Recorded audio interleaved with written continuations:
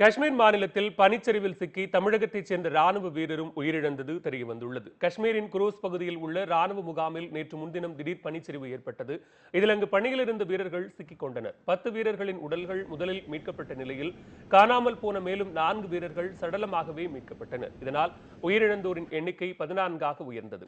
இவர்களில் தஞ்சை மாவட்டம் ஒரத்தநாடு அருகே உள்ள கன்னதங்குடி கீழையூரைச் சேர்ந்த இளவரசனும் ஒருவராவார். 27 வயதான இளவரசன் ராணுவத்தில் சிப்பாயாக பணியாற்றி வந்தார். இளவரசனின் மரணம் குறித்து தகவல் அறிந்ததும் கிராமமே சோகத்தில் மூழ்கியுள்ளது. அந்த கிராமத்தில் ஏற்கனவே 100க்கும் மேற்பட்டோர் ராணுவத்தில் பணியாற்றி வரும் நிலையில் 200க்கும் மேற்பட்டோர் முன்னாள் ராணுவத்தினர் அந்த கிராமத்தில் உள்ளதும் குறிப்பிடத்தக்கது.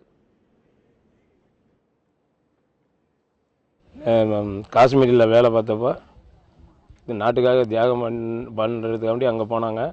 அங்கே பனி சரிவில் இறந்துட்டாப்புல. எங்களுக்கு தேவையானதை செஞ்சு கொடுக்கணும். அன்றாட கூலி வேலை பார்க்குறாள். உடனே பையனை எங்களுக்கு கண்ணில் கொண்டாந்து காமிக்கணும்.